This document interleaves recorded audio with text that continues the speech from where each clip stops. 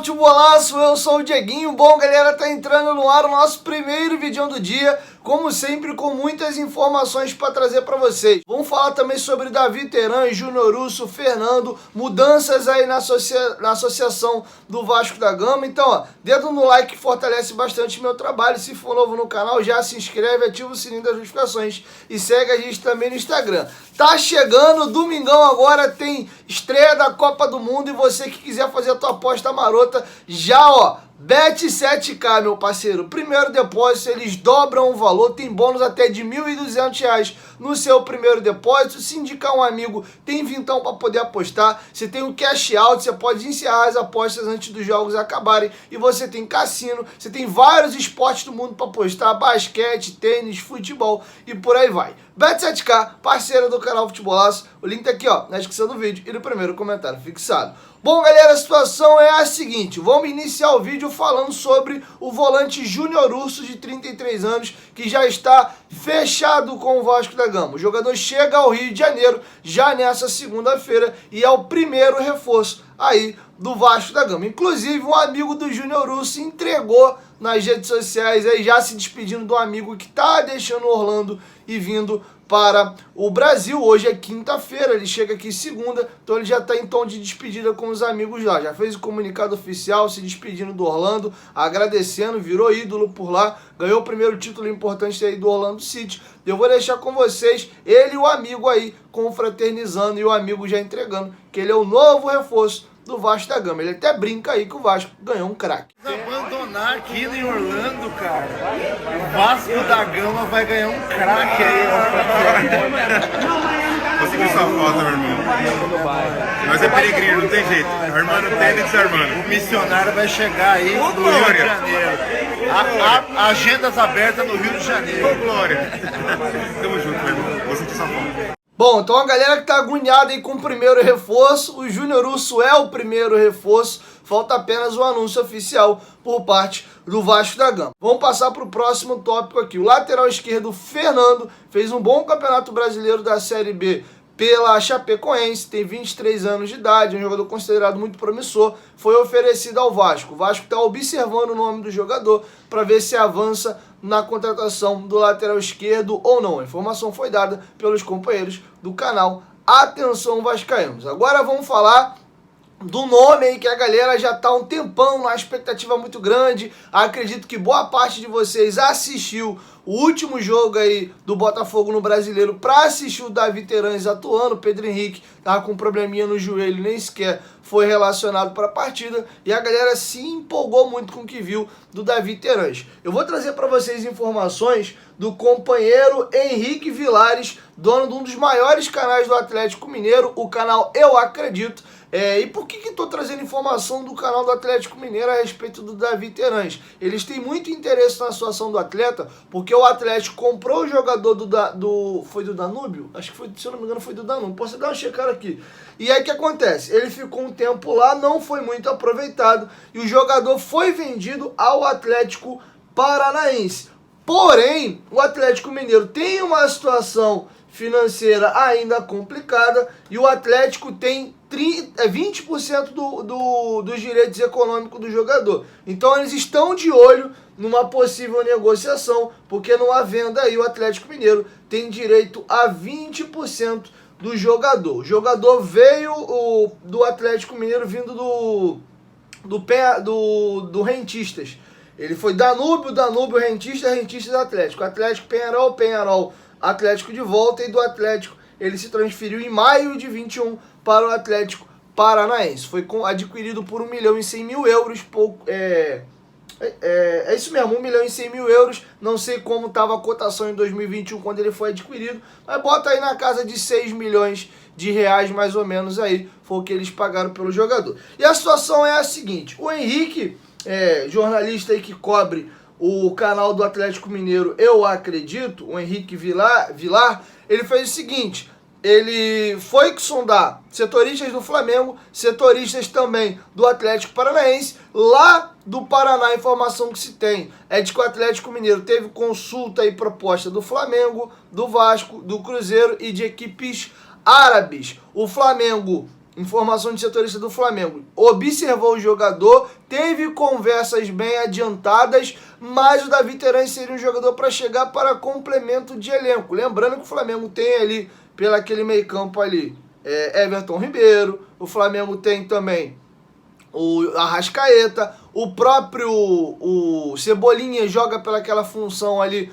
um pouco por dentro, o Marinho pode jogar como um meio armador também, então ele viria apenas para compor elenco. E como o Vasco entrou mais pesado na situação, aí o Flamengo teria tirado um pouco do pé, porque o Flamengo não vai fazer leilão, pagar muito caro no jogador, que vai ser apenas complemento de elenco. Então, segundo apurou o companheiro Henrique Vilar em conversa com o jornalista que cobre o Flamengo estaria saindo porque não vai fazer leilão para um jogador. E a informação que vem do Atlético do Paraná é que, de fato, a proposta do Vasco agora chegou, seria na casa de 29 milhões de reais, porém o Atlético Paranaense está estudando se vale a pena se desfazer de um dos seus melhores jogadores por esta quantia. Será que não é melhor manter o jogador e dele com outros jogadores ter um bom ano, fazer um bom campeonato e não reforçar um rival que está querendo aí crescer novamente no futebol brasileiro?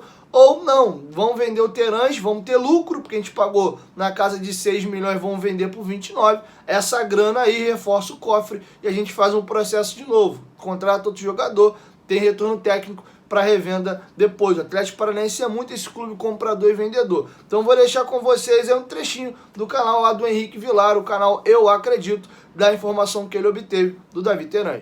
Mas sobre a situação dos valores, tá? Com relação ao David Terans hoje, ele está avaliado em 5 milhões de euros, tá? Segundo o site alemão Transfermarkt.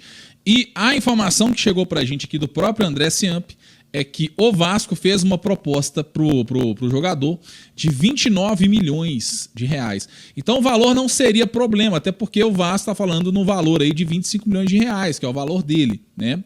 Então não é esse o problema. Segundo o André Ciamp, o Atlético Paranaense ainda não, né, aceitou a proposta aí do Vasco porque ainda não está seguro de que realmente vale a pena abrir mão do seu melhor jogador. O Terans é tratado como um dos melhores jogadores aí do Atlético Paranaense. É isso, galera. Vamos aguardar. Para finalizar, eu vou trazer para vocês agora uma informação importante. O Vasco trouxe novidades a respeito do clube associativo lá no seu site oficial. O Clube de Regatas Vasco da Gama informa que, com o término da temporada do futebol profissional e a proximidade da conclusão do processo de transição da SAF, prevista para acontecer em dezembro, deu início a um processo de reestruturação administrativa de acordo com o estudo contratado junto à consultoria especializada Ernst Young. O objetivo é otimizar as áreas administrativas, operacional e desportiva, garantindo a eficiência da gestão nas atribuições que continuam com o Vasco da Gama.